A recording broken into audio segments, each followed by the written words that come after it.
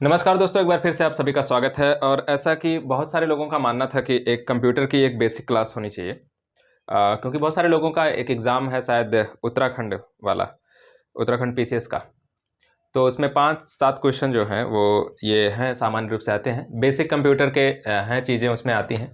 तो आज का जो वीडियो बेस्ड होगा, कोशिश की जाएगी कि 1 घंटे या सवा घंटे जो भी मतलब टाइम लगे, क्योंकि इतना डिटेल में जाने की ज़रूरत नहीं होगी, क्योंकि इतने जल्दी समय 15 को एग्ज़ाम है शायद, और आप भी आज कर पाना और फिर ये सोचना कि बहुत डिटेल में करूँ तो कई सारी क्लासेस लेनी पड़ेंगी। तो फिलहाल इतना कोशिश की जाएगी कि चीज़ें आप कर पाएँ और उसी बेस पर आज कम से कम 2-3 टॉपिक्स को कवर करने की कोशिश की जाएगी। तो चलिए बिना किसी देरी के शुरू करते हैं। कंप्यूटर के बारे में थोड़ी-सी जानकारी जुटाते हैं कि आखिर कंप्यूटर है क्या और इसके बेसिक्स क्या हैं जो पूछे जाने की संभावना है ख़ास तौर से। ठीक है।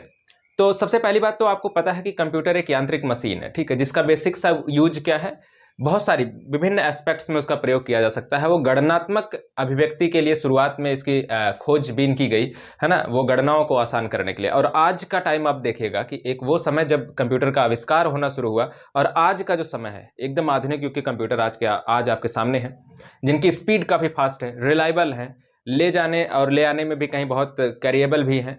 तो बहुत सारी चीज़ें बदली हैं ना। और सबसे खास बात जो आज के युग की रही वो क्या है, आर्टिफिशियल इंटेलिजेंस, जिसकी वजह से कंप्यूटर मतलब बिना किसी की मदद से भी खुद ब खुद कार्य कर सकता है। एक बार आप उसको प्रोग्राम्ड कर दें उसी हिसाब से, और इसके बाद वो चीज़ों को खुद जो है एनालाइज कर सकता है, ऑब्जर्व कर सकता है और सीख सकता है। ये उसकी खासियत है जो आधुनिक कंप्यूटर्स हैं। चलिए, फिलहाल जब हम कंप्यूटर्स की बात करते हैं तो सबसे पहली बात जो हमारे दिमाग में आती है कि कंप्यूटर क्या है, एक इलेक्ट्रॉनिक डिवाइस है ना। कंप्यूटर्स का कभी-कभी फुल फॉर्म बहुत सारे लोग अपने-अपने तरह से बताते हैं। फिलहाल के लिए जान लेते हैं, कंप्यूटर्स को हम बोलते हैं, जिसमें कंप्यूटर में जो आपका ये पहला सी है उसका मतलब है कॉमन।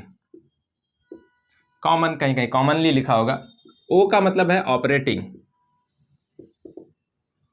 एम का मतलब आपका है मशीन। पी का मतलब है पर्टिकुलर। यू का मतलब है यूज फॉर, है ना, यूज के लिए है। टी का मतलब है, यहां पर टी को बहुत सारे लोग अलग अलग चीजें देते हैं। कुछ लोग ट्रेडिंग कहते हैं, है ना, ट्रेडिंग, और कुछ लोग इसको टेक्नोलॉजी भी कहते हैं। ट्रेडिंग कहिएगा तो व्यापार से संबंधित है, या फिर टेक्नोलॉजी कहिएगा कि ई। अच्छा, यहां पे दिख नहीं रहा होगा, ई का मतलब आप देखेगा कि ई जो है एजुकेशन, और आर जो है रिसर्च। तो कभी कभी ऐसी भी परिभाषा दी जाती है, कंप्यूटर क्या है, computer is a common operating machine particular use for trading education and research, ऐसी करके परिभाषाएं भी दी जाती हैं, जो कि बहुत ही बचकानी परिभाषाएं हैं। ठीक है, फिलहाल के लिए आप सामान्य रूप में याद रखिए कि कभी इसका अगर कोई फुल फॉर्म पूछ ले कंप्यूटर का तो आप उसको बता पाएं। ठीक है, चलिए आगे बढ़ते हैं। ये चीजें हैं, मतलब इसका मतलब ये कहने का मतलब जो है ना, इस परिभाषा को देखते हुए, इसके फुल फॉर्म को देखते हुए ऐसा पता आपको चलता है कि इसका जो प्रयोग है कंप्यूटर का, वो वेरियस एस्पेक्ट्स में किया जा सकता है, बहुत सारे क्षेत्रों में किया जा सकता है, चाहे वो एजुकेशन का क्षेत्र हो, चाहे वो रिसर्च का क्षेत्र हो, है ना, चाहे वो मशीन से यांत्रिकी का क्षेत्र हो, चाहे आपका कॉमन यूज करना हो। कॉमन का मतलब है जैसे आप सामान्य रूप से आप लोग यूज करते हैं, या फिर ऑफिस वगैरह में जो सामान्य यूज है कंप्यूटर के, उन सारे काम में भी किया जा सकता है। ठीक है, चलिए आगे बढ़ते हैं इस चीज से। बात करते हैं कंप्यूटर के बारे में, इसकी विशेषताएं क्या हैं। तो मैं इस पर बहुत डिटेल में नहीं जाऊंगा, कंप्यूटर की विशेषताएं क्या है, क्योंकि आपको पता है कंप्यूटर, पहली बात तो है कि रिलायबल है, किसी भी गणना को बहुत तीव्र गति से कर सकता है आपकी तुलना में, इंसानों की तुलना में, है ना। वो सपोज करिए जो शुरुआती दौर के कंप्यूटर थे, है ना, जो बहुत ही स्टार्टिंग लेवल के कंप्यूटर 1930-40 के दशक में जो कंप्यूटर आए, उनकी जो गणना की स्पीड थी तकरीबन 330 कह सकते हैं कि माइक्रो सेकेंड हुआ करती थी। ठीक है, 330 माइक्रोसेकंड के आसपास की स्पीड थी, इससे भी कम रही होगी। लेकिन जब आज के हम कंप्यूटर की बात करते हैं, जो सामान्य कंप्यूटर एकदम से हैं, उनकी भी स्पीड कम से कम 1 नैनो सेकंड के बराबर है ना। नैनो सेकंड, 1 नैनो सेकंड भी कहना अच्छा नहीं है, नैनो सेकंड में वो उसकी स्पीड्स हैं। ठीक है, 10⁻⁹। तो ये याद रखिए कि बहुत ही तीव्र गति से आजकल हम किसी भी गणना को प्रोसेस कर सकते हैं, किसी भी प्रॉब्लम को प्रोसेस कर सकते हैं और उससे सूचना को इकट्ठा कर सकते हैं। ठीक है, ये तो खास बात है कंप्यूटर की। दूसरी खास बात है, कंप्यूटर पर देखिएगा कि कोई बाहरी वातावरण का कोई इफेक्ट तो पड़ता नहीं है कि बहुत ज्यादा तापमान है तो आज कंप्यूटर काम नहीं करेगा, है ना, बारिश हो रही है तो आज काम नहीं करेगा, ऐसा कोई इफेक्ट उस पर है नहीं। तो इस वजह से भी वो सफिशियंट वे में काम कर सकता है और इंसानों से बेहतर काम कर सकता है, मतलब आपदा की स्थितियों में भी ये बेहतर काम कर सकता है। दूसरी आप देखेगा कि इंसान अपने दिमाग में बहुत सारी, ठीक है, माइंड इंसान की देखेगा तो बहुत ज्यादा है, कंप्यूटर की तुलना में काफी मेमोरी है। मतलब एक कंप्यूटर आर्टिफिशियल है, लेकिन आपका जो माइंड है वो है तो ठीक है कि आप ही ने कंप्यूटर को बनाया, ये कहना बहुत अच्छी बात है, लेकिन आपकी तुलना में बहुत सारी डेटा को एक साथ स्टोर कर सकता है, प्रोसेस कर सकता है, काम कर सकता है उन पर। ठीक है, तो इस मामले में वो बेहतर है। दूसरी बात है कि मानवीय त्रुटि जो होती है ना, उन त्रुटियों से वो परे है। कम से कम अगर उसको प्रोग्राम ढंग से किया गया है तो वो मानवीय त्रुटियां कम से कम नहीं करने वाला है। ठीक है, तो इसका भी बेनिफिट है। तो ऐसे बहुत सारे काम हो सकते हैं जो कंप्यूटर के आप देख सकते हैं। तो इस पे हम विशेष रूप से बहुत डीप में नहीं जाते। ठीक है, हमारे पास टाइम बहुत कम है कि हम इतना डीप में जाएं, है ना। मैं थोड़ी फास्ट भी चल रहा हूँ, ऐसा लग रहा होगा कि बोलने में भी। ठीक है, चलिए आगे बढ़ते हैं। कंप्यूटर के देखेगा कि दो मेन पार्ट होते हैं, दो मेन पार्ट हैं कंप्यूटर में, दो मेनली पार्ट हैं कंप्यूटर में। और उन दो मेनली जो पार्ट आप देखेंगे, टू पार्ट्स जो हैं, एक तो उसका आपका हार्डवेयर वाला सिस्टम है। तो वन पार्ट क्या है, हार्डवेयर है, एंड सेकंड वन इज क्या है कि सॉफ्टवेयर है। हार्डवेयर एंड सॉफ्टवेयर, ये दिख भी नहीं रहा होगा। चलिए, हार्डवेयर का मतलब क्या है, हार्डवेयर कंप्यूटर की वो सारी डिवाइसेस जितने भी उसमें चीजें की प्रयुक्त की गए हैं मैकेनिकल रूप से, ठीक है, इलेक्ट्रॉनिक रूप से जितनी भी चीजें डिवाइसें उसमें लगी हैं वो सब कंप्यूटर हार्डवेयर का हिस्सा है। जितनी भी चीजें आप सामान्य रूप से हाथ से छू सकते हैं, उसको देख सकते हैं, महसूस कर सकते हैं, वो सब हार्डवेयर है। ठीक है, चाहे उसमें कंप्यूटर का सीपीयू हो, मॉनिटर हो, आपका कीबोर्ड हो, माउस हो, सीपीयू के अंदर के जितने भी पार्ट्स लगे हैं, मदरबोर्ड है ना, हार्ड डिस्क वगैरह, रैम रोम, वो सब चीजें आप जो छू सकते हैं वो सब इसके अंदर आते हैं हार्डवेयर के अंदर। सॉफ्टवेयर की बात करते हैं। सॉफ्टवेयर बेसिकली क्या है, कुछ प्रोग्राम्स का, कुछ कह सकते हैं कि निर्देशों का एक समूह होता है जो कि पर्टिकुलरली तैयार किया जाता है किसी एक काम को अंजाम देने के लिए। ठीक है, उस निर्देशों का समूह है। तो सॉफ्टवेयर को आप अभी इतना याद रखिए कि निर्देशों का समूह है। इसे आप देख तो सकते हैं, मतलब आंखों से देख सकते हैं कि हाँ ये सॉफ्टवेयर है, मतलब वो भी सॉफ्टवेयर में अंदर उसके क्या चल रहा है ये आप देख नहीं सकते, लेकिन सामान्य रूप से उसको आप आउटपुट के रूप में एक स्क्रीनिंग कर सकते हैं, देख सकते हैं, लेकिन आप उसको कभी छू नहीं सकते हैं, महसूस नहीं कर सकते हैं। ठीक है, तो ये चीजें हैं सॉफ्टवेयर।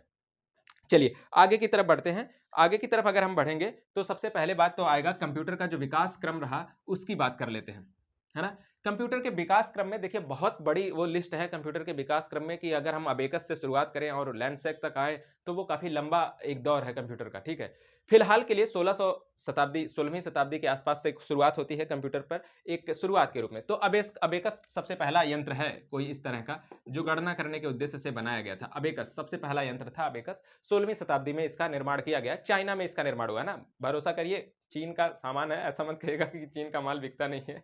शुरुआत वहीं से हुई, चीन से, है ना, चीन से शुरुआत हुई। और उनका नाम था ली काई चिन। क्या नाम था, ली काई चिन नाम था, जिन्होंने अबेकस को बनाया था। अबेकस कुछ नहीं था, लकड़ी का एक बॉक्स हुआ करता था, इस तरह से कुछ लकड़ी का एक बॉक्स था।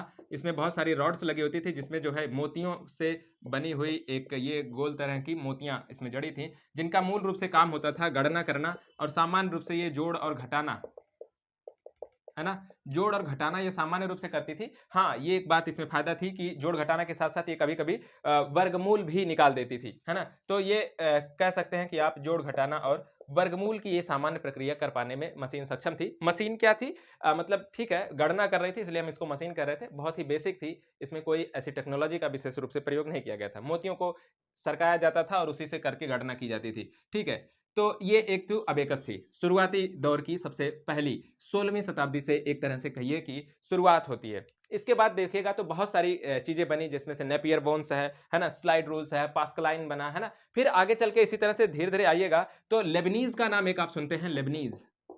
लेबनीज का नाम आप जो लोग मैथमेटिक्स के स्टूडेंट होंगे वो भी इनका नाम जानते होंगे, है ना। लेबनीज का नाम आप खास तौर पर सुनते हैं, इनका पूरा नाम था गोटफ्राइड वॉन लेबनीज। क्या नाम था, गोटफ्राइड वॉन लेबनीज नाम था। और लेबनीज को आप खास तौर से जानते हैं न्यूटन के साथ मिलकर के इन्होंने एक खोज की है मैथमेटिक्स में, और वो क्या इन्होंने खोजा था, अवकलन और समाकलन। क्या खोजा था, अवकलन और समाकलन इन्होंने ही दोनों लोगों ने मिलकर के खोजा था। तो लेबनीज का नाम है और लेबनीज ने भी एक कंप्यूटर बनाया। लेबनीज ने एक यांत्रिक कंप्यूटर का निर्माण किया, है ना। पहली एक हिसाब से कहिए कि बेहतर था थोड़ा सा लेबनीज का जो है यांत्रिक कंप्यूटर। अब जो लेबनीज का यांत्रिक कंप्यूटर था तकरीबन अगर वक्त की बात करें तो 1671 के आसपास ये घटना घटी। लेबनीज का जो यांत्रिक कंप्यूटर था जो कि जोड़, घटाना, गुणा, भाग ये सारी समस्याएं वो सॉल्व कर सकता था, है ना। और आज भी इसका प्रयोग किया जाता है, इसलिए मैंने इसको बताया लेबनीज का क्योंकि ये इंपॉर्टेंट था। आज भी आप देखिएगा जो कार और जो स्कूटर्स होते हैं उनके जो स्पीडोमीटर होते हैं उनमें लेबनीज का जो ये यांत्रिक कंप्यूटर है उसका प्रयोग किया जाता है, जिसे एक और नाम से जाना जाता है रेकनिंग मशीन भी कहा जाता है। क्या कहा जाता है? रेकनिंग मशीन कहा जाता है। ठीक है, तो कार और स्कूटर्स में ये प्रयोग किए जाते हैं। किसमें? उनके स्पीडोमीटर में इनका प्रयोग किया जाता है। ठीक है, 1671 के आसपास गॉटफ्राइड वॉन लेबनीज ने इसको बनाया था। चलिए इसके बाद आगे आएंगे तो देखिएगा कि बहुत सारे फिर लूम कार्ड्स आए जिसमें पंच कार्ड का प्रयोग किया गया, है ना। जिसपे पंच कार्ड वाले में बेसिकली कुछ नहीं था, उसमें क्या था कि ऐसे पंच कार्ड होता था और उसमें डिजाइन्स बनी होती थी। अब सपोज करिए कुछ भी डिजाइन्स बना लीजिए, इसमें किसी भी चीज की डिजाइन बना दी जाती थी और इसका प्रयोग लूम मशीन जो होती थी, हैंड मतलब वो जो लूम की मशीन होती, मतलब कपड़े छपाई करने वाली जो मशीन होती थी, उनका प्रयोग डिजाइनिंग के लिए इन पंच कार्डों का प्रयोग किया था। उसको सेट कर दिया जाता था, वैसे डिजाइन बनती थी।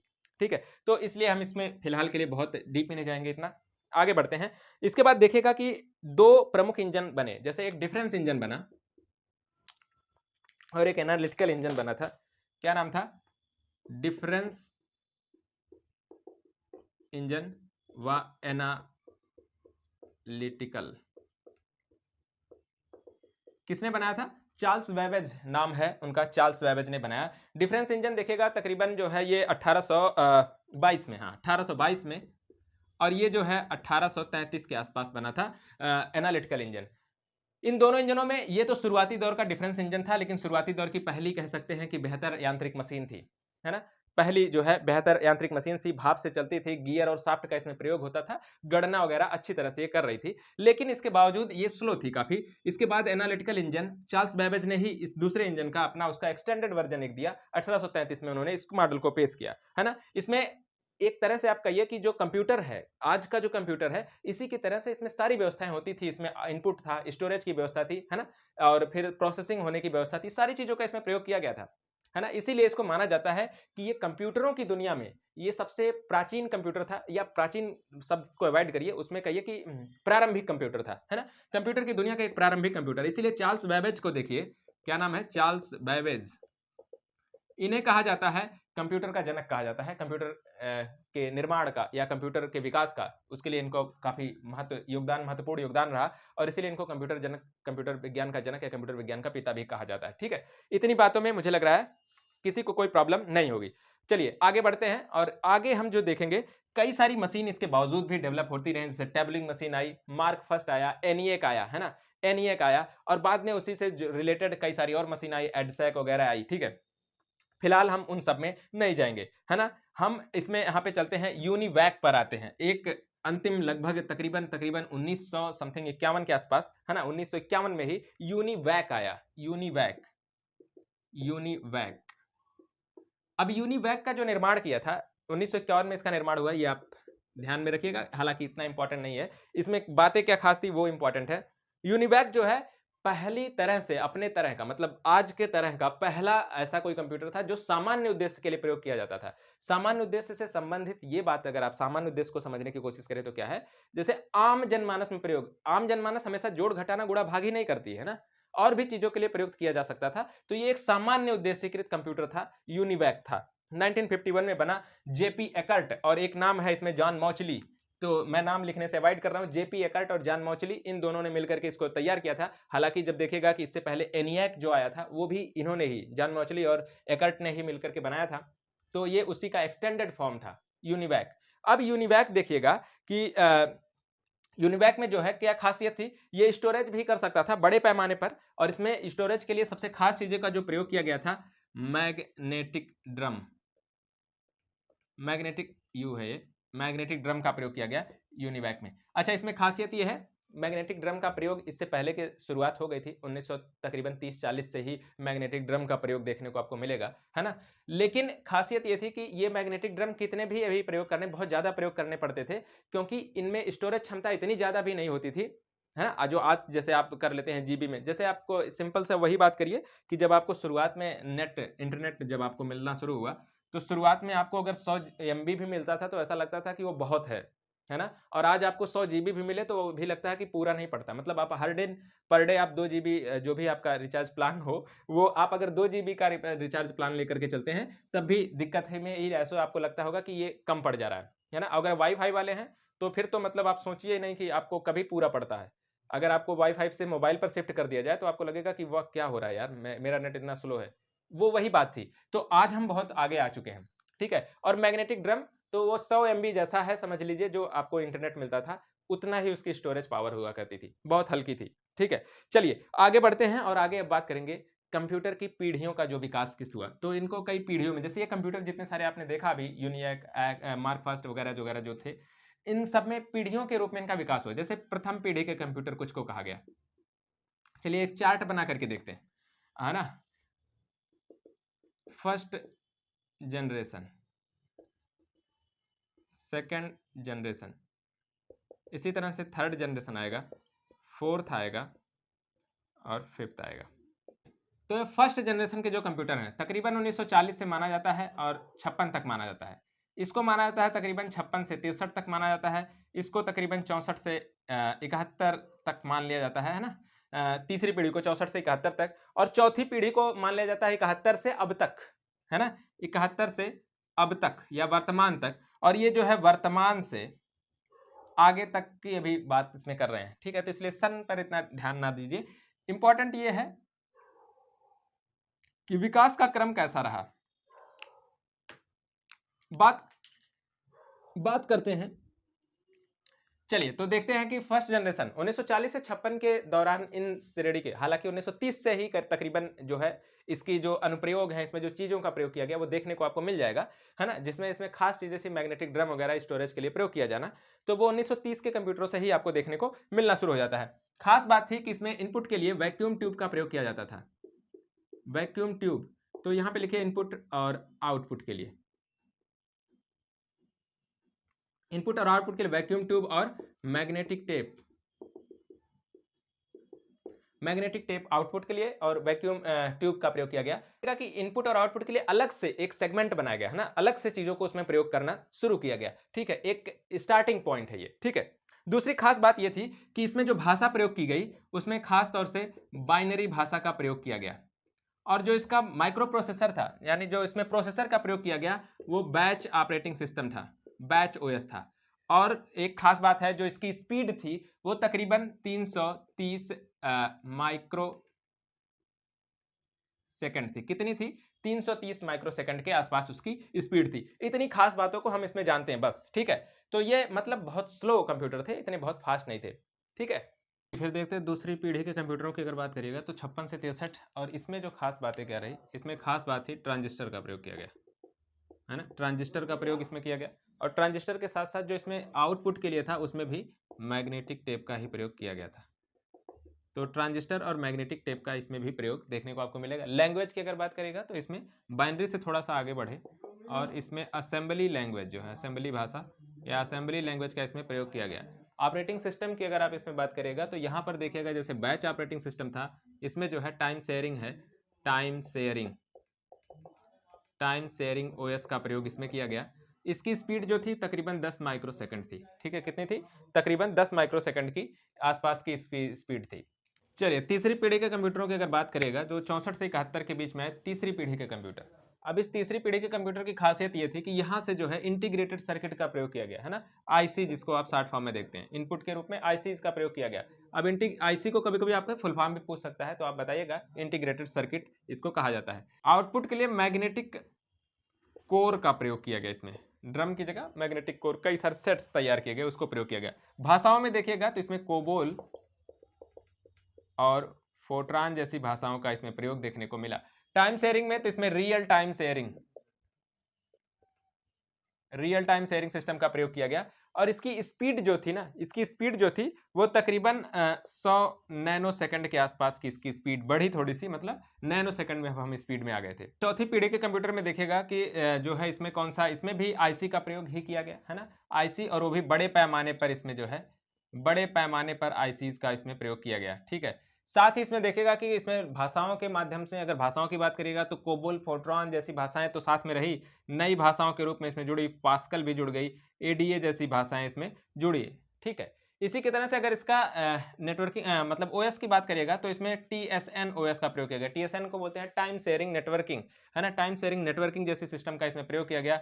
स्पीड इसकी अगर आप बात करिएगा तो तकरीबन 300 नैनो सेकंड थी स्पीड इसकी, 300 नैनो सेकंड, है ना, 300 नैनो सेकंड की।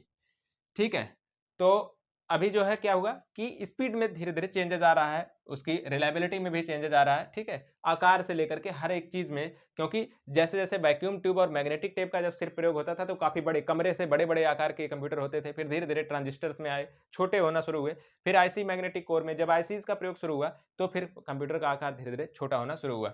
वरना जो ये एक एक कमरे में केवल यही लगाना पड़ता था, मैग्नेटिक टेप और ये वगैरह, क्योंकि स्टोरेज की व्यवस्था इतनी उसमें कम होती थी, तो बहुत सारे जो है प्रयोग करने पड़ते थे। चलिए, आखिरी वर्तमान वाले की अगर बात करिएगा तो इसमें भी आईसीज का प्रयोग किया गया और साथ ही आईसीज के साथ साथ ऑप्टिकल कोर का प्रयोग करना शुरू किया गया। ठीक है, ऑप्टिकल कोर का प्रयोग करना शुरू किया गया, ऑप्टिकल डिस्क का प्रयोग करना शुरू कर दिया गया स्टोरेज के लिए। और यहाँ पर देखिएगा कि भाषाओं में बहुत सारी भाषाएं अब तो आ चुकी हैं, जावा वगैरह की भाषाएं जो आधुनिक में है ना, ठीक है, उन सब पे बेस्ड हो गया। ठीक है, और इसमें देखिएगा कि जो टाइम शेयरिंग नेटवर्किंग था, जो टाइम शेयरिंग नेटवर्किंग था वो अब हो गया के आईपीएस पे बदल गया था। इसमें क्या है, नॉलेज इंफॉर्मेशन प्रोसेसिंग सिस्टम है। ठीक है, नॉलेज इंफॉर्मेशन प्रोसेसिंग सिस्टम जैसे ओएस का प्रयोग किया गया। अब इन ओएसओ में अब इसकी स्पीड जो है ना नैनो सेकंड के बराबर है, बहुत ही, उससे भी कम हो जाती है, बहुत ही फास्ट है। तो केआईपीएस में खास बात क्या है कि इसमें जो प्रोसेसर थे पहले, जैसे क्या है, डुअल कोर आए, ठीक है, इसी तरह से फिर आगे अभी वर्तमान में आगे देखिएगा कौन से चल रहे हैं, आई कोर के प्रोसेसर चल रहे हैं ना, आई में भी कई सारे वर्जन आ चुके हैं। तो ये धीरे धीरे प्रोसेसर में भी चेंजेस होते रहे हैं। ठीक है, तो ये एक थी जो कि क्या आप देख सकते हैं कि पीढ़ी दर पीढ़ी कैसे विकसित हुआ कंप्यूटर का विकास। ठीक है, इससे ज्यादा अगर हम डिटेल में जाएंगे तो आज कर भी नहीं पाएंगे और इतना टाइम भी नहीं है। चलिए आगे बढ़ते हैं, फिर किसी दिन अगर आप कहेंगे तो डिटेल में इसको किया जाएगा, वरना पीढ़ी दर पीढ़ी एक एक पीढ़ी को पढ़ने के लिए एक एक 30-40 मिनट तो एक एक पीढ़ी को पढ़ने के लिए चाहिए होगा। चलिए आगे बढ़ते हैं, कंप्यूटर की पीढ़ियों को पढ़ने के बाद अब बात आता है, देखिएगा कि कुछ इंपॉर्टेंट बातों में अगर बात करें, कंप्यूटर के वर्गीकरण की सबसे पहले बात कर लेते हैं। ठीक है, तो अब पीढ़ियों के बाद बात करेंगे कंप्यूटर का वर्गीकरण। वर्गीकरण की जब बात करेगा तो इसमें हम सिर्फ वर्गीकरण की बात करेंगे और एक ही पन्ने में सारी चीजों को देख लेंगे, क्योंकि इससे ज्यादा डिटेल में भी नहीं जा पाएंगे। वर्गीकरण में देखेगा तो इसको 3 आधार पर बांटा जा सकता है। पहला अगर आप देखिएगा तो आकार के आधार पर बांटा जा सकता है, पहला आकार के आधार पर बांटा जा सकता है। दूसरा आप देखेगा तो उद्देश्य के आधार पर बांटा जा सकता है। तीसरा आप देखेगा तो अनुप्रयोग के आधार पर या प्रयोग के आधार पर बांटा जा सकता है। 3 आधार पर कंप्यूटर को बांटा जा सकता है, आकार के आधार पर, उद्देश्य के आधार पर और अनुप्रयोग के आधार पर। आकार की अगर आप बात करिएगा तो आकार में देखेगा कि कई 5 भागों में बांटा जा सकता है इसको।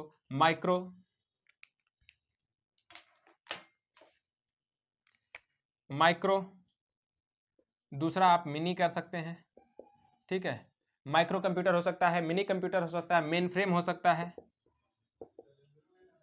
मेन फ्रेम के बाद आप देखिएगा तो किसमें बांट सकते हैं, पर्सनल कंप्यूटर में बांट सकते हैं, और आखिरी में सुपर कंप्यूटर। ठीक है, तो ये 5 भागों में बांटा जा सकता है, micro, mini, main frame, personal और सुपर कंप्यूटर में इसको आप बांट सकते हैं। उद्देश्य के आधार पर 2 भागों में बांट सकते हैं, एक तो सामान्य उद्देश्य के कंप्यूटर, दूसरे विशिष्ट उद्देश्यों के कंप्यूटर। ठीक है, अनुप्रयोग के आधार पर इसी तरह से बांट सकते हैं कि अनुप्रयोग के आधार पर कैसे कैसे हो सकते हैं। एक तो आपका हो सकता है एनालॉग कंप्यूटर, दूसरा आपका हो सकता है डिजिटल हो सकता है, और तीसरा अगर आप करिएगा तो हाइब्रिड हो सकता है। तो एनालॉग, डिजिटल और हाइब्रिड, इन 3 आधार पर उसको भी बांट सकते हैं। चलिए एक एक करके देखते हैं। माइक्रो का मतलब यह है कि बहुत छोटे आकार के कंप्यूटर है, सबसे छोटे आकार के जो इस समय दुनिया में मौजूद कंप्यूटर है उनको माइक्रो कंप्यूटर के आधार पर रखा जाता है। ठीक है, सबसे छोटे, सबसे रिलायबल है। यहाँ तक कि आप देखिएगा कि नोटबुक के रूप में भी आपको मिलेंगे, ये आपको घड़ी के जो डिजिटल क्लॉक होती है उसमें भी इनका प्रयोग किया जाता है। ठीक है, तो छोटे से छोटे आकार में ये आपको देखने को मिलते हैं। माइक्रो कंप्यूटर में भी कई तरह के इसको बांट सकते हैं, जैसे माइक्रो कंप्यूटर में एक कह सकते हो कि डेस्कटॉप जो है वो भी माइक्रो कंप्यूटर के अधीन आते हैं। दूसरा आप देखिएगा कि जो आपके लैपटॉप आते हैं, लैपटॉप हैं, वो भी आपके आते हैं, माइक्रो कंप्यूटर के अधीन आते हैं। इसी तरह से अगर आप तीसरा माइक्रो कंप्यूटर में और आप देखिएगा, तीसरा अगर आप देखिएगा तो लैपटॉप हो गया, डेस्कटॉप हो गया, इसी तरह से आपका जो है पाम टॉप है। चौथा अगर आप देखिएगा पाम टॉप के बाद पीडीए है। इसी तरह से आप देखिएगा कि एक फॉर्म में इसको रखा जाता है, वर्क स्टेशन वगैरह जो इसमें आते हैं। मूल रूप से आपको याद होना चाहिए डेस्कटॉप, लैपटॉप और पाम टॉप, है ना। पीडीए और ये वर्क स्टेशन ये बहुत आगे की बात है। हालांकि मैंने प्रकार में इसलिए बताया कि अगर कभी आपसे पूछ ले कि पीडीए या वर्क स्टेशन जो है किस में आता है, तो आप बता पाएं कि वो भी माइक्रो कंप्यूटर के अधीन आता है। ठीक है, डेस्कटॉप आपको सब में पता है, सामान्य उद्देश्य के जो कंप्यूटर है ये सब है। ठीक है, लैपटॉप भी आपको पता ही है, इसके बारे में मुझे लगता नहीं है कि सब बताने की जरूरत है। पाम टॉप मतलब उससे भी छोटे आकार के कंप्यूटर हैं, कहीं भी आप ले जाके ले जाने में बहुत ही आसान है। रिलायबिलिटी के आधार पर इन सबका ये डिवीजन है। सामान्य प्रयोग इनका है, ठीक है, जो कुछ भी इनका प्रयोग है सामान्य प्रयोग है इन सारे माइक्रो कंप्यूटर का। मिनी कंप्यूटर की बात करते हैं। मिनी कंप्यूटर की जब आप बात करेगा तो मिनी कंप्यूटर इससे थोड़े से एडवांस लेवल के कंप्यूटर होते हैं। उसमें क्या खासियत होती है कि एक टाइम पर एक साथ एक से अधिक कार्य, एक से अधिक व्यक्ति, मतलब एक ही सिस्टम पर उससे जो है शेयरिंग सिस्टम होता है बेसिकली ये, और इसमें कई सारे लोग एक साथ काम कर सकते हैं और कई सारे अलग अलग काम भी कर सकते हैं लोग, मतलब समझ रहे हैं, एक साथ कई सारे लोग कई सारे काम को अंजाम दे सकते हैं। मिनी कंप्यूटर की खासियत ये होती है। ठीक है, इससे महंगा भी होगा वो, रिलायबल इससे थोड़ा कम रिलायबल होगा मिनी कंप्यूटर। ठीक है, तो ज्यादातर इसका अगर एग्जांपल के रूप में देखेगा कि HP9 एक इसका एग्जांपल है, HP9000, HP9000 का एक सीरीज आती है, उस कंप्यूटर को मिनी कंप्यूटर के अंतर्गत रखा जाता है। इसी तरह से RICS की जो सीरीज है उसको रखा जाता है। ठीक है, इसी तरह से बुल HN करके एक सीरीज आती है, बुल HN DXL करके आती है वो सीरीज, वो भी उसको भी रखा जाता है। तो ये सारे हैं, फिलहाल इतने ज्यादा इंपॉर्टेंट नहीं है, मिनी को आप इतना याद रखिए। इसके बाद आपका आता है main frame computer. Main frame जो कंप्यूटर है उसकी खास बात यह है कि इसका आकार बड़ा होगा, है ना। माइक्रो और मिनी से आकार जैसे से आप आगे बढ़ेंगे आकार बड़ा, सुपर का और भी बड़ा आकार है, तो आकार बड़ा है, काम भी ज्यादा ये कर पाएगा। तो बड़ी कंपनियों में ये देखने को आपको मिलेगा। जैसे मिनी कंप्यूटर जो है, जैसे आपका माइक्रो कंप्यूटर पर्सनल यूज के लिए था, मिनी कंप्यूटर जो है ऑफिस वगैरह में छोटे मोटे जो छोटी मोटी कंपनियां उनके द्वारा प्रयोग किया जा रहा है। मेन फ्रेम जो है बड़ी कंपनियों के द्वारा प्रयोग किया जा रहा है, सरकारी फर्मों के द्वारा प्रयोग किया जाएगा। ठीक है, आंकड़ों डाटो जहां पर ज्यादा है उनको एकत्रित करने के लिए, उसको फ्रेमिंग करने के लिए इन कंप्यूटर का प्रयोग किया जाता है, मेन फ्रेम का। ठीक है, तो देखेगा कि इसके सीरीज में जैसे क्रे एक कंपनी का नाम है और क्रे एक कंप्यूटर का भी नाम है। क्रे फर्स्ट करके देखेगा, क्रे 1 करके, है ना, क्रे 1 करके, CDS करके है, CDS, ये सारे जो कंप्यूटर आते हैं मेन फ्रेम कंप्यूटर के उदाहरण बन जाते हैं। चलिए अगला देखते हैं। अगला आता है आपका पर्सनल कंप्यूटर। पर्सनल कंप्यूटर आपको पता है, पर्सनल कंप्यूटर एक पर्सनली यूज के लिए होता है। ठीक है, कभी कभी देखेगा कि ये जो कंप्यूटर है किसी एक निश्चित काम के लिए और एक ही व्यक्ति के द्वारा प्रयोग किए जाने वाले कंप्यूटर हैं। ठीक है, पर्सनल कंप्यूटर के उदाहरण में आपके तीनों ये भी उसमें भी रखा जा सकता था, जैसे जो हमने मिनी कंप्यूटर में रखा, माइक्रो में रखा था, जिसको लैपटॉप, डेस्कटॉप और पाम टॉप को, उसको हम पर्सनल के अधीन भी रख सकते हैं। तो ये बेसिकली कोई अलग से फॉर्मेशन नहीं है, कोई अलग एक क्राइटेरिया नहीं है। ठीक है, सुपर कंप्यूटर की बात करते हैं। सुपर कंप्यूटर का मतलब यह है कंप्यूटर जगत का सबसे तेज कंप्यूटर ये है, उस कंप्यूटर श्रेणी के सबसे तीव्रतम कंप्यूटर जो काम में सबसे तीव्र है। ठीक है, सबसे तेज है। विश्व का पहला सुपर कंप्यूटर कौन सा था आपको पता है? विश्व का सबसे पहला कंप्यूटर एक कंपनी थी जिसका नाम था 1976 में उसने बना था, क्रे रिसर्च कंपनी उसका नाम है, क्रे। अभी मैंने आपकी उसको बात की ना, क्रे, तो क्रे जो है रिसर्च कंपनी का नाम था। 1976 में उसने जो है क्रे 1 बनाया था, और क्रे 1 जो है पहला सुपर कंप्यूटर है। दुनिया का पहला सुपर कंप्यूटर कौन सा है? क्रे फर्स्ट है। भारत का पहला सुपर कंप्यूटर कौन सा है? भारत का पहला सुपर कंप्यूटर कौन सा है? परम। भारत का है परम, है ना। भारत का सबसे एडवांस सुपर कंप्यूटर कौन सा है परम सीरीज में? परम 10,000 अभी का। ठीक है, अभी आगे उस पर काम चल रहा है, अभी नए नए आ जाएंगे कई सारे। तो फिलहाल के लिए अभी इसका जो एक्सटेंडेड वर्जन है अभी हमारे पास परम 10,000 था। ठीक है, आगे अगर देखें तो जो परम, अच्छा जो हमारी परम सीरीज है उसको किस कंपनी ने बनाया है? उसको सीडैक ने बनाया है। किसने बनाया? सीडैक ने बनाया। ठीक है, चलिए इसका विकसित रूप कौन सा है? परम 10,000, वो भी बात हो गई। चलिए, अच्छा एक इंपॉर्टेंट बात अगर बताएं कि कंप्यूटर साक्षरता दिवस कब मनाया जाता है?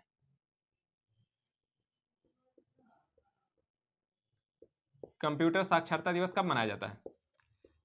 ये आप लोग देखिएगा और कमेंट करके बताइएगा, है ना। कंप्यूटर साक्षरता दिवस कब मनाया जाता है? पता होना चाहिए कंप्यूटर, अगर आप पढ़ रहे हैं कि कंप्यूटर साक्षरता दिवस कब मनाया जाता है। दिसंबर में मनाया जाता है, कितनी डेट को मनाया जाता है ये आप हमें बताइएगा कमेंट करके। चलिए अगली हम सीढ़ी पीढ़ी की तरफ बढ़ते हैं। आकार के आधार पर हो गया, उद्देश्य के आधार पर देखते हैं तो दो प्रकार के हैं। ठीक है, उद्देश्य के आधार पर है दो प्रकार के। कौन कौन से हैं उद्देश्य के आधार पर? सामान्य उद्देश्य के और विशिष्ट उद्देश्य के। अब जब सामान्य उद्देश्य के जो कंप्यूटर है ना, वो सामान्य कामों को अंजाम देने के लिए उनका प्रयोग भी किया जाता है। जैसे आप देखिएगा कि जैसे प्रिंटिंग की काम है। अब ये प्रिंटिंग वो सामान्य नहीं है जो आप अब ये मत सोचिएगा जो आप प्रिंटर से प्रयोग करते हैं, वो बड़ी-बड़ी छपाई कारखानों में जो प्रयोग हो रहे हैं वो सामान्य उद्देश्य के कंप्यूटर हैं ना, जहाँ पर पोस्टर भी बड़े-बड़े बन रहे हैं, सब कुछ बन जाते हैं, वो ऐसे प्रिंटिंग मशीनों की बात हो रही है। ऐसे सामान्य उद्देश्य के कंप्यूटर हैं, प्रिंटिंग हो गई, छपाई में अन्य छपाई हो गई, डिजाइनिंग हो गई, मतलब जो कुछ भी एक स्पेसिफिक काम के मतलब सामान्य काम जो इसमें भी होते हैं, डिजाइनिंग वगैरह के जो काम है, वो इसमें होता है। विशिष्ट उद्देश्य के कंप्यूटर जो हैं वो थोड़े से अलग हैं। विशिष्ट उद्देश्य के कंप्यूटर में स्पेसिफाइड कंप्यूटर है, जैसे साइंस के लिए स्पेसिफाइड किए गए हैं, है ना? अब वो मौसम से संबंधित जानकारी लेंगे, अंतरिक्ष से संबंधित जानकारी बताएँगे, है ना? एटमॉस्फियर के बारे में बताएँगे, कैसे-कैसे चेंजेज़ हो रहा है, वर्षा के क्या अनुमान है, ये सारे जो काम है ना स्पेसिफाइड है, तो स्पेसिफिक कंप्यूटर इसको विशिष्ट उद्देश्य के कंप्यूटर के अधीन इसको रखा जाता है। अगला आता है अनुप्रयोग के आधार पर एनालॉग, हाइब्रिड और डिजिटल। अनुप्रयोग के आधार पर देखिएगा एनालॉग जो है, वो भी एक तरह से देखिएगा कि स्पेसिफिक कंप्यूटर के एग्जांपल में आते हैं। अब इसमें क्या खास बात है एनालॉग की खास बात ये है कि जैसे ये फिर उसको वो जो है ना, वो इनपुट इस फॉर्म में लेगा और फिर आउटपुट जो है आंकड़ों के रूप में देता है। आउटपुट आंकड़ों के रूप में देगा इसमें, ठीक है? एनालॉग में आउटपुट आंकड़ों के रूप में देगा। जैसे सपोज करिए, जैसे स्पीडोमीटर है, उसके फॉर्म में आंकड़े के रूप में देगा। जैसे तापमान है, तापमान दाब है, बैरोमीटर का प्रयोग, है ना? दाब, इन सारी चीज़ों का जो मापन है, वो माप करेगा, सेंस करेगा, माप करेगा, इसके बाद जो है आंकड़ों के रूप में उसको आपको प्रदर्शित करेगा, अंकों के फॉर्म में प्रदर्शित करेगा, ठीक है? लेकिन जो निर्देश इसको दिया जाएगा, वो एनालॉग फॉर्म में वो चीज़ें इकट्ठा करेगा और फिर उसको जो है डिजिटल फॉर्म में आपको प्रोवाइड कराता है। चलिए, डिजिटल कंप्यूटर की बात करें। डिजिटल कंप्यूटर में देखिएगा कि जो आंकड़ों का प्रयोग किया जाएगा 0 और 1 के फॉर्म में, ये प्रयोग करेगा आपको डिजिटल में, मतलब ये जो इनपुट इसमें जाएगा डिजिटल फॉर्म में, डिजिटल फॉर्म में इनपुट जाएगा, 0 और 1 के फॉर्म में जाएगा, है ना? बाइनरी की संख्या में, 0 और 1 के रूप में। हमेशा याद रखिएगा 0 और 1। और अभी हम फिलहाल जो लॉजिक गेट की बात करेंगे तो उसमें 0 और 1 को डिटेल में समझेंगे। 0 का मतलब और 1 का मतलब। 0 का मतलब होता है ऑफ या फिर फॉल्स भी इसको कहते हैं। 1 का मतलब होता है ऑन या फिर इसको ट्रू भी बोलते हैं, ठीक है? कोई भी चीज़, कोई भी पाथ है, सपोज करिए लाइट ऑन करना है, अगर ऑन है तो मतलब परिपथ जो है वो जुड़ गया, ट्रू हो गया और इस वजह से वो परिपथ पूरा एक दूसरे से जुड़ा हुआ है और लाइट का बल्ब जल रहा है, तो वो ऑन की कंडीशन है। अगर वो बंद कर रहे हैं तो वो ऑफ की कंडीशन है कि परिपथ में इस टाइम कनेक्शन नहीं है दोनों में, ठीक है? इसकी अब आगे बात करेंगे। चलिए, फिलहाल अनुप्रयोग के आधार पर एनालॉग, डिजिटल और हाइब्रिड। डिजिटल में 0 और 1 के फॉर्म में लेगा और फिर आउटपुट के रूप में आपको डाटा, प्रोसेस्ड डाटा को आपको प्रोवाइड कराता है, ठीक है? ये तो खास बात है। इसके बाद आती है हाइब्रिड। हाइब्रिड जरा सा इंपॉर्टेंट है, कभी-कभी हाइब्रिड का डायरेक्ट एग्जांपल पूछ लेता है। हाइब्रिड का एग्जांपल तो आपको पता होगा, इसका सबसे ज़्यादा प्रयोग है ना मेडिकल के फील्ड में है। मेडिकल फील्ड में ईसीजी मशीन जो होती है आपकी, है ना? और इसी तरह से देखिएगा डायलिसिस की मशीन होती है। ये क्या लिख रहा हूँ? डायलिसिस की मशीन जो होती है, इन सब में जो प्रयोग होता है वो क्या होता है? हाइब्रिड कंप्यूटर का प्रयोग होता है। इसमें दोनों तरीके से ये काम कर सकता है, एनालॉग आधार पर भी और डिजिटल आधार पर भी ये काम करता है, ठीक है? दोनों को ये साथ में कंबाइंड लेकर के काम कर सकता है, इसीलिए इसको हाइब्रिड कहा जाता है। हाइब्रिड का मतलब होता है मिक्स्ड है, जिसमें दोनों के अनुप्रयोग किए जाने की संभावना हो, क्षमता हो, ठीक है? चलिए, फिलहाल इससे ज़्यादा इसमें भी हम यहाँ पे बहस नहीं करते हैं। तो वर्गीकरण खत्म हुआ और अब आगे बढ़ेंगे हम कंप्यूटर के आर्किटेक्चर पर।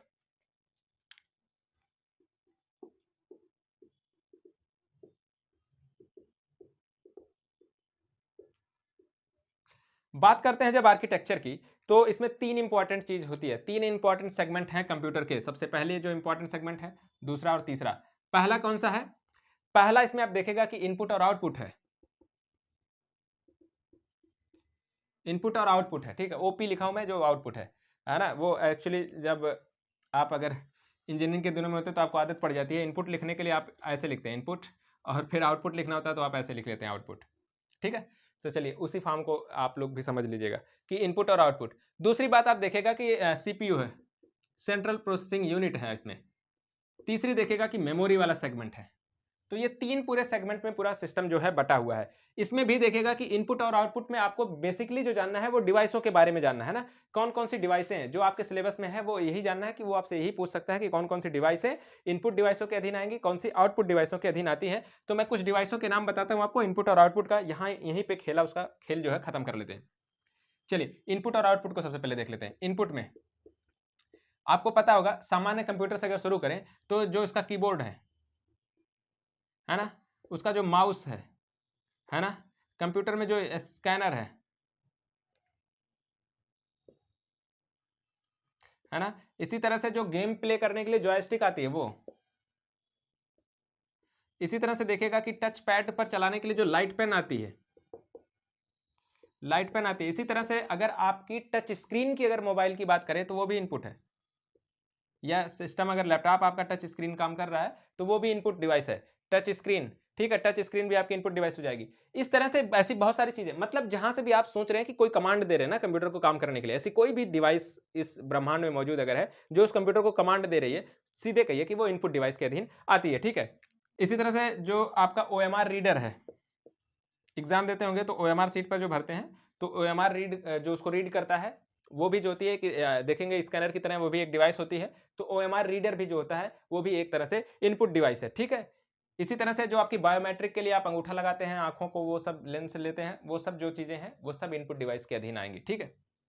तो बायोमेट्रिक सिस्टम भी जो है, जो आपका संदेश ग्रहण करता है वो क्या है, इनपुट डिवाइस के अधीन। आउटपुट में चलिए देखते हैं, आउटपुट की बात करें सबसे पहले तो आपका कंप्यूटर से बात शुरू करेंगे, मॉनिटर है ना, मॉनिटर है। अगर टीवी की एलईडी स्क्रीन जो एलईडी है, एलसीडी है, टीएफटी है, जितनी तरह की स्क्रीन हो सकती है सब वो आउटपुट है ना। इसी तरह से स्पीकर है, स्पीकर है, और आपका हेडफोन है। अच्छा, इनपुट में माइक्रोफोन, ये माइक्रोफोन और हेडफोन दो अलग अलग चीजें होती हैं। माइक्रोफोन होता है उसमें सुना भी जाता है और बोला भी जाता है, ठीक है। तो जो बोलने वाला सिस्टम है इसका इस लिहाज से वो इनपुट डिवाइस भी है, ठीक है। और हेडफोन देखेगा उसमें केवल आप सुनते हैं तो वो केवल आपकी क्या है, आउटपुट डिवाइस है, ठीक है। हेडफोन आपकी आउटपुट डिवाइस है। होम थिएटर वगैरह जो आपके सारे हैं वो सब क्या है, आउटपुट डिवाइस है। तो मुझे लगता है कि ये सब आप लोग जो है कर लेंगे। प्रोजेक्टर वगैरह किस में आएंगे, आउटपुट डिवाइस में आएंगे, जाहिर सी बात है। चलिए आगे बात करते हैं सीपीयू की। सीपीयू की जब आप बात करेगा तो सीपीयू में देखेगा कि 3 सेगमेंट हैं, मूल रूप से 3 सेगमेंट हैं, कभी कभी 4 भी लोग कह देते हैं। 3 पे बात करते हैं। तो जो सबसे पहला सेगमेंट है एएलयू है ना। एएलयू को क्या बोलते हैं, अरिथमेटिक लॉजिक यूनिट है। दूसरी आप देखेगा कि इसमें जो है ट्रांजिस्टर्स हैं, या माइक्रो प्रोसेसर्स भी इसी में रख लेते हैं, माइक्रो प्रोसेसर है। और तीसरा जो इसमें है सीयू है। सबसे इंपॉर्टेंट इसमें क्या है, कंट्रोल यूनिट है सीयू। एएलयू क्या है, अरिथमेटिक लॉजिक यूनिट। सबसे पहले तो इसका फुल फॉर्म आपको पता होना चाहिए कि अरिथमेटिक लॉजिक यूनिट इसको कहा जाता है। दूसरी सीयू का फुल फॉर्म आपको पता होना चाहिए, क्या उसको बोला जाता है, कंट्रोल यूनिट, है ना। इसको क्या बोला जाता है, अरिथमेटिक लॉजिक यूनिट बोला जाता है, ठीक है। ये आपको पता होना चाहिए कम से कम इतना पहले। अब एएलयू क्या है, एएलयू देखिएगा जितनी भी तरीके की संख्या पे बेस्ड गणनाएं हैं, जितने भी तरीके के लॉजिक पे बेस्ड गणनाएं हैं, ठीक है, संख्या और लॉजिक दोनों को, मतलब जीरो से जो भी संख्याएं हैं उसको, हालांकि वो लेगा, जो इनपुट लेगा वो 0 और 1 के फॉर्म में ही लेगा, है ना, बाइनरी संख्या के रूप में ही वो सारी चीजें ट्रांजिस्टर पर रजिस्टर्ड होती हैं और इसके बाद वो अपना प्रोसेसिंग शुरू होती है, ठीक है। लेकिन फिलहाल के लिए क्या होगा कि जितने भी इनपुट लिया जाएगा, भी आप कोई इनपुट आप देते हैं तो सबसे पहले क्या होता है, वो इनपुट पता चलेगा, है ना, वो सीपीयू के पास पहुंचेगा और सीपीयू में भी अलग अलग सेगमेंट में जाएगा। सबसे पहले ट्रांजिस्टर में जाकर के वो बातें स्टोर्ड होंगी और इसके बाद वहां से वो मॉडिफाइड होंगी चीजें कि वो अरिथमेटिकल टाइप की गणना है या फिर लॉजिकल टाइप की बातें हैं, तो जैसी होगी उस हिसाब से वो क्रिएट हो जाएगा। इसके बाद कंट्रोल यूनिट उस फॉर्म, अगले बार जो अगला वो होता है, अगला स्टेप है कि क्या तरह का आप काम क्या करना है, वो अपना काम करने के लिए वो निर्देश कौन देगा, कंट्रोल यूनिट उसको निर्देश देगा। जैसी गणना का परफॉर्म करना होगा वैसा या तो एलयू करेगा, ठीक है, या फिर जो है आगे बढ़ेगा वो, ठीक है। चलिए, तो ये तो खास बात हो गई कि इसकी वर्किंग प्रोसेस क्या है। अब एएलयू के अधीन ही देखेगा कि नंबर सिस्टम तो आपको पता है कि 0 से 9 तक वो मतलब कि 0 और 1 के फॉर्म में लेता है, 0 9 लिख रहा हूँ, 0 और 1 के फॉर्म में लेता है हमेशा। कोई भी आप कुछ भी डालेंगे 0 और 1 के फॉर्म में ही वो उसमें इनपुट होता है, ठीक है। चलिए अभी हम आगे इस पर एएलयू के बारे में जब लॉजिक गेट की बात करेंगे तो आपको ज्यादा समझ आएगा कि लॉजिकल गणनाएं क्या है। जैसे लॉजिकल गणनाएं वो भी हो सकती हैं, जैसे जोड़ घटाना गुणा भाग, ये सारी बातें तो आपकी हो गई कि अरिथमेटिकल प्रोसेस है। लेकिन अगर ये बताना हो कि इन दो संख्याओं में क्या बड़ा है, इन दो संख्याओं में क्या छोटा है, तो ये बेसिकली लॉजिक की बात है कि बड़ा और छोटा बताना, ठीक है, बराबर है कि बड़ा है कि छोटा, ये सारी गणनाएं जो है ये लॉजिकल बेस्ड गणनाएं। चलिए आगे बढ़ते हैं।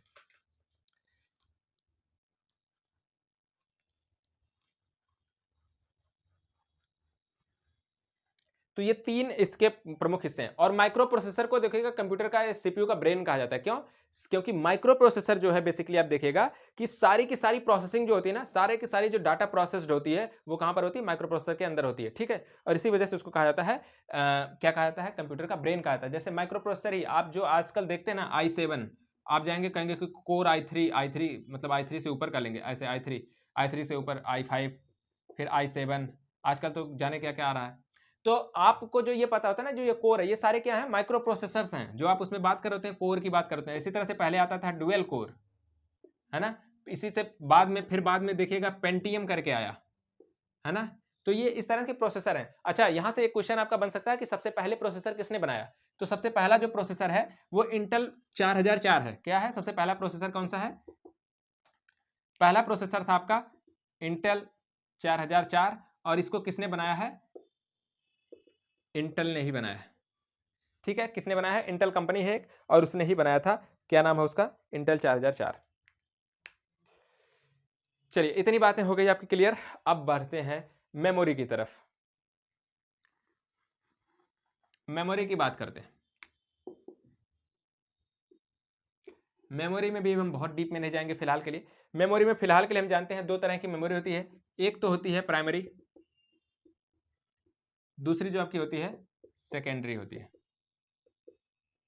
तो दो तरह की मेमोरी आपको देखने को मिलेंगी, प्राइमरी और सेकेंडरी।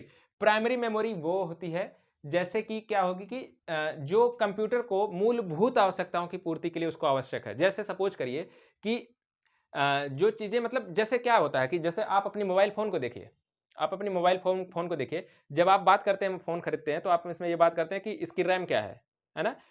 जितनी अच्छी मतलब रैम होगी उतना ज्यादा उसमें प्रोग्राम अच्छा से एग्जीक्यूट होगा। तो जो रैम वाली जो सिस्टम है ना, रैम और रोम वाली जो सिस्टम है, वो सब प्राइमरी मेमोरी में आता है। इसके दो पार्ट भी होते हैं, रैम और रोम। प्राइमरी मेमोरी को ये समझिए कि उतनी मूलभूत आवश्यकता है किसी सॉफ्टवेयर को रन करने के लिए, जिसमें उसमें सारी फाइलें, जैसे उसकी कैश फाइलें, कैश मेमोरी वगैरह भी इसमें होती है। जितनी अधिक कैश मेमोरी होगी उतना सिस्टम और भी फास्ट होगा और रिलायबल होगा। ठीक है, तो रैम और रोम, इसके दो पार्ट होते हैं। रैम को बोलते हैं random access memory.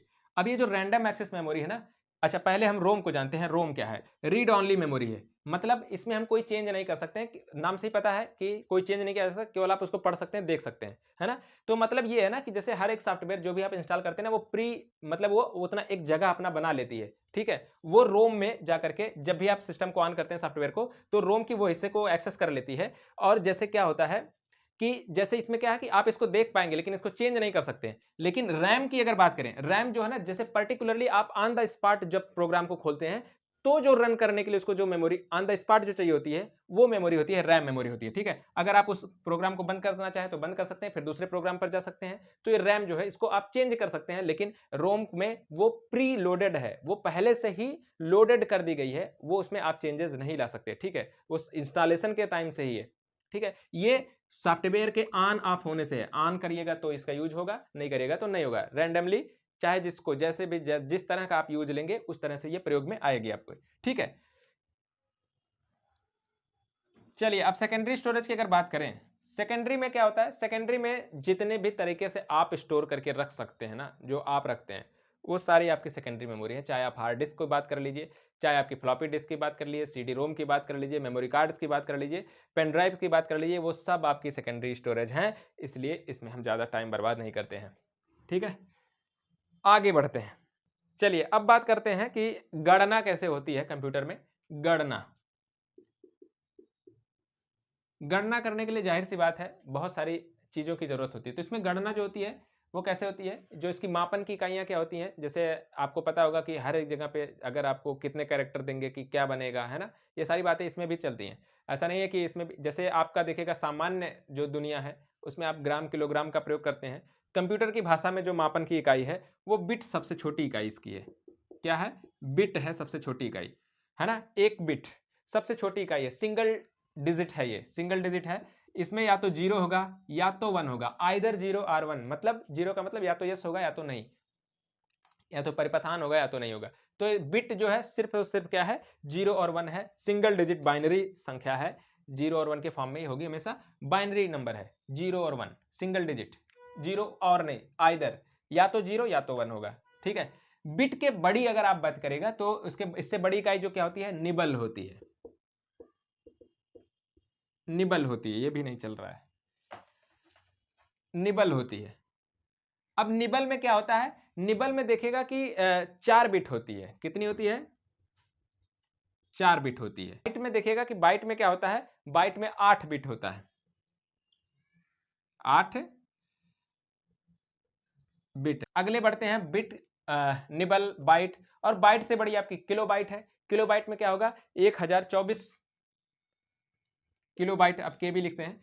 Kilo byte में 1024 बिट है, क्या है, ए बाइट है, 1024 बाइट है।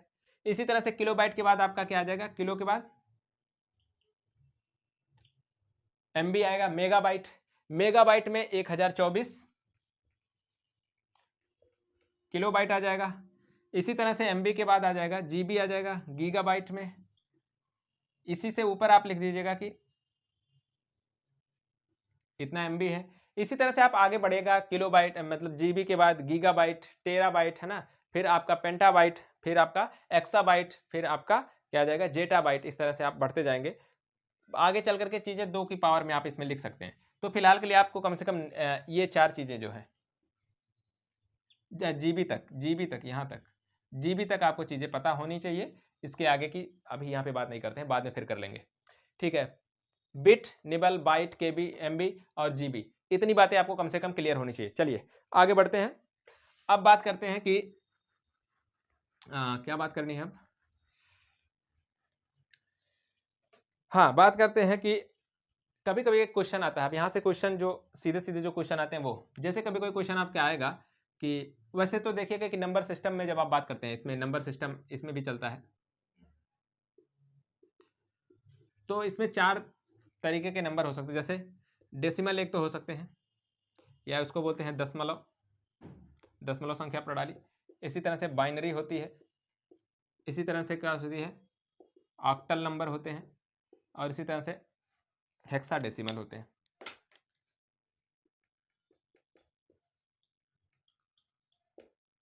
हेक्साडेसिमल, ठीक है। तो ये 4 तरह की प्रणाली हो सकती है। दशमलव में, दशमलव प्रणाली का मतलब जो सामान्य आपका नंबर सिस्टम है, 0 1 2 3 4 5 6 7 8 9 10 11 से लेकर के जहाँ तक आप गिन सकते हैं, 0 से ऐसे चलती है, मतलब कि ठीक है। ये आपका दशमलव सिस्टम प्रणाली है सीधे, और इसका हमेशा जो आधार क्या होता है, 10 होता है, ठीक है। मतलब यहाँ पे अगर आप लिखते हैं 130, अगर ये दशमलव में आपको बताना कि ये दशमलव में लिखा है, तो यहाँ पे 10 लगा देंगे, तो ये ऐसा आ जाएगा कि ये डेसिमल है। 10 आधार 10 इसका है, ठीक है। बाइनरी का आधार क्या होता है, 2 होता है। ऑक्टल का आधार क्या होता है, 8 होता है। हेक्साडेसिमल का आधार 16 होता है।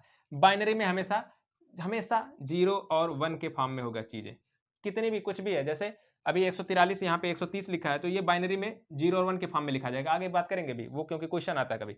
वो ऑक्टल में भी बाइनरी से इसी तरह से ऑक्टल में अलग चीजें हो जाती हैं, ठीक है, ऑक्टल हो जाती है। इसी तरह से हेक्साडेसिमल भी हो जाती है, ठीक है। चलिए आगे बात करते हैं।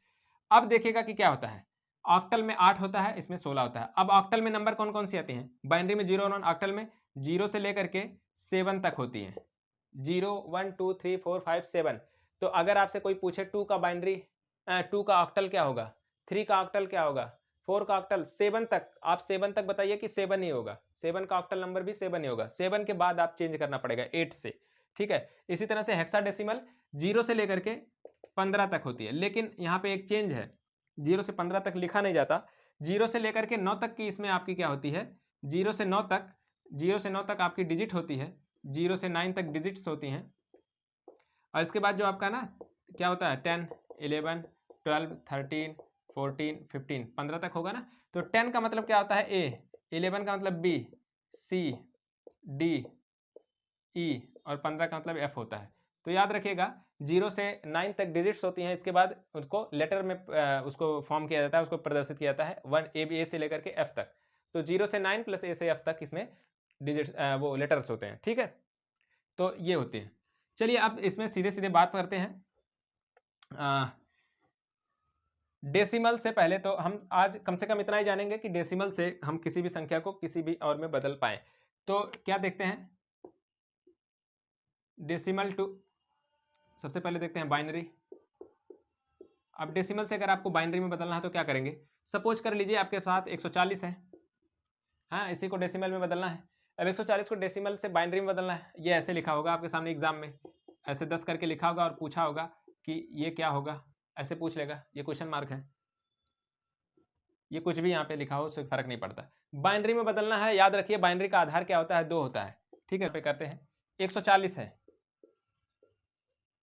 इसको क्या करना है आपको, 140 को आप पकड़िए और उसका जैसे गुणनखंड करते हैं 2 से काटते चले जाइए, लेकिन एक काम इसमें अलग करना है गुणनखंड से हट करके, हमेशा 2 ही से इसको डिवाइड करना है, क्योंकि आधार इसका क्या है 2 है, बाइनरी में बदलना है तो हमेशा आपको 2 से डिवाइड कर देना है। 2 से काटिए, तब तक काटिए जब तक खत्म ना हो जाए एकदम से। तो 2 से काटेगा तो कितना आ जाएगा 70, 0 बचा है, रिमाइंडर यहाँ पे लिखते चले जाइए। फिर 2 से काटिए कितना 35, 0 रिमाइंडर बचा। फिर 2 से काटेगा 17, 1 बचा। 2 से काटेगा 8, 1 बचा। 2 से काटिएगा 4, 0 बचा। 2 से काटिएगा 2, 0 बचा। 2 से काटिएगा 0, 1 बचा। मतलब 2 से काटे, एक बार गया ना, 2 1 कम 2, और यहाँ पे क्या बचा 0 बचा। तो अब क्या करिएगा, यहीं से लिखना शुरू करिए नीचे से ऊपर की तरफ। तो सबसे पहले लिखिए 1, ये नीचे वाला, ठीक है। फिर ये 0, फिर 0, फिर 1, फिर 1, फिर 0, फिर 0, और यहाँ पे लिख दीजिए 2, और विकल्प अपना चेक कर लीजिए, जो आपके विकल्प में आए वही इसका आंसर हो जाएगा। मतलब अभी विकल्प नहीं आपके पास है, एग्जाम में होगा, ठीक है। एक और करके देख लेते हैं, इसके बाद इसके आगे बढ़ेंगे। इसके बाद आप अगले वाले में भी समझ जाएंगे, यही सबसे बड़ी दिक्कत है, इसी को समझ लीजिए बस। जैसे सपोज करिए कि आपके सामने है कुछ भी ले लेते हैं, कितना लेते हैं 116 ले लेते हैं। चलिए 116 को बदलना है, 116 को बदलना है तो 2 से डिवाइड करना शुरू करिए। 5 बार कितना जाएगा, 5 बार जाएगा, बचेगा 1, 58 हो जाएगा, 0 बचा। 2 से काटेगा 29 बार जाएगा, 0 हो जाएगा। 2 से काटेगा 14 बार जाएगा, 1 बचेगा। 2 से काटेगा 7 बार जाएगा, 0 हो जाएगा। 2 से काटेगा 3 बार जाएगा, 1 बचेगा। 2 से काटेगा 1 बार जाएगा, ठीक है, और कितना बचा 1 बचा। 1 आ गया, काम खत्म हो गया। और यहीं से फिर उठना यहीं से लिखना शुरू कर दीजिए। तो 1 1 1 0 1 0 0, देखिए 1, फिर 1, 1 है, 1 है, फिर 0 1 है, 0 1 है, फिर 0 0 है, ठीक है। नीचे से ऊपर लिखना है, तो यही आपका आंसर हो जाएगा 2। अच्छा, कभी आपको चेक करने का मन कर दे तो, हालांकि मैं अभी ये बताने का कोई मतलब नहीं होगा। अब सपोज करिए आपको चेक करना है कि ये सही आया कि गलत आया है, तो क्या करिए, इसके स्थान पर लिखिए 0, यहाँ पर लिखिए 1, ये क्या हो जाएगा दूसरी प्लेस है, ये तीसरी प्लेस है, ये चौथी प्लेस है, ये पांचवी प्लेस है, ये छठी प्लेस है। अब इन सब का जो ये 0 1 2 3 लिखा है ना, इन सबको 2 की पावर में आप ये जूम करिए कि ये 2 की पावर 0 है, 2 की पावर 1 है, 2 की पावर 2 है, 2 की पावर 3 है, 2 की पावर 4, 2 की पावर 5, 2 की पावर 6। अब एक चीज याद रखिए, सब रुकिए, ऐसा आपने जब लिख लिया तो अब आप ये देखिए, जहां जहां 1 है इसमें, ये वाली वैल्यू में जहां जहां 1 है, उसको याद रखना, केवल उसको केवल लेना है। बाकी जो जो 1 नहीं है उसको मिटा दीजिए आप। जहां जहां 0 उसको मिटा दीजिए, ये 0 है इसको मिटा दीजिए, ये नहीं आपको करना है। ये भी 0 है, ये भी आपको नहीं करना है। ये भी 0 है, ये भी आपको नहीं करना है। तो आप अब ये देखिए कि 2 की पावर 6 कितना होगा, 6 कितना हो जाएगा 64। 2 की पावर 5 32। 2 की पावर 4 16, और फिर ये क्या है 2 की पावर 2 4। जोड़ लीजिए सबको, 6 4 10, 2 12 4 16 कि 6 ऐसे लगा, 1 1 3 4 6 10 1 11, आ गया आंसर आपका 116, ठीक है। तो इस तरह से आप चेक भी कर सकते हैं, जहां जहां 0 वो सब वैल्यू फॉल्स है, ठीक है। 1 1 की वैल्यू को आपको केवल चेक करना था। चलिए, समझ में आ गया हो तो ठीक है, लेकिन तो अगर नहीं आ रहा है तो चेक करने की जरूरत आप छोड़िए, बाद में आप कहिएगा तो मैं इस पर बात कर लेंगे हम लोग कभी डिटेल में इसको, है ना। बाकी आपको सीधे सीधे गुणनखंड करते हुए चले जाना है, रिमाइंडर हमेशा 2 से काटते चले जाना है। इसी तरह से आगे बढ़िएगा। ऑक्टल, अब डेसिमल नंबर है, डेसिमल से ऑक्टल में अगर बदलना हो तो, डेसिमल से ऑक्टल में बदलना है, मैं इसको बताऊंगा नहीं, कुछ करना नहीं है। सपोज करिए 140 ही है, ये डेसिमल है, और इसको पूछा है कि ऑक्टल में क्या होगा, आपको कुछ नहीं करना है, इसको 8 से डिवीजन करते चले जाना है 140 को, ठीक है। अब 8 से काटिएगा तो कितना आ जाएगा, 8 एक कम 8, 6 बचेगा तो 60 हो जाएगा। तो 8 सत्ते 56, 4 बचेगा। यहाँ पे काटेगा तो 8 दूनी 16 हो जाएगा, 1 बचेगा, ठीक है। अब ये नहीं जाएगा तो 214 और इसका लगा दीजिएगा 8, ये क्या आ गया ऑक्टल में चेंज हो गया, ठीक है। ये ऑक्टल में चेंज हो गया। अब डेसिमल से 140 था डेसिमल में, ऑक्टल में वो कितना हो गया 214 हो गया, ठीक है। तो वैसे ही करना है, ठीक है। रिमाइंडर जितना यहाँ पे बच रहा है उसको ध्यान से लिखते चले जाना, और हमेशा 8 से ही डिवाइड करना है जब तक ना हो, मतलब जब तक 8 से छोटी नंबर ना आ जाए। इसी तरह से हेक्साडेसिमल की बात करते हैं। सपोज करिए 140 को ही लेते हैं, हेक्साडेसिमल 16 से, हेक्साडेसिमल का आधार क्या था 16 था, तो 16 से इसमें डिवाइड करते चले जाइएगा। याद रखिएगा कि 0 से 9 तक इसमें डिजिट लिखनी है, इसके बाद लेटर लिखने हैं। चलिए 16 से काटेगा तो कितना जाएगा, 16 7 112, 8 बार जाएगा, 128, 12 बचेगा, है ना, 12 बचेगा, 128 होती है 40। तो अब देखिएगा कि यही आंसर हो गया इसका। 8 और 12 को क्या लिखते हो, 10 लिखते हो ए को, 11 लिखते हो बी को, 12 लिखते हो सी को, तो 8C ये जो हो गया, ये क्या हो गया, यही हो गया आपका हेक्साडेसिमल में। 140 का हेक्साडेसिमल क्या है, 8C। 12 को 12 नहीं लिखोगे, सी लिखोगे, ठीक है। याद होगा आपको 0 से 9 तक डिजिट्स हैं, और इसके बाद 10 11 से लेकर के 15 तक क्या है, ABCDEF के फॉर्म में रहेगा वो, ठीक है। चलिए मुझे लगता है कि इतनी बात क्लियर हो गई होगी।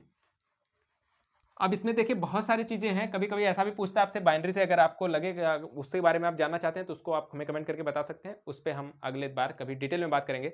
इस पे पूरे एक टॉपिक है ये पूरा अलग से, जिसमें आप बाइनरी से ऑक्टल में, ऑक्टल से बाइनरी में, ये सारी बातें होती हैं। ऑक्टल से बाइनरी में बदलने के लिए पेयरिंग करते हैं, बाइनरी अगर आपको दिया है उसको पेयर करके आपको लिखना पड़ता है, तो वो सारी चीज़ें होती हैं। फिलहाल के लिए इतने कम टाइम में उन सारी चीज़ों को कर पाना बहुत मुश्किल है।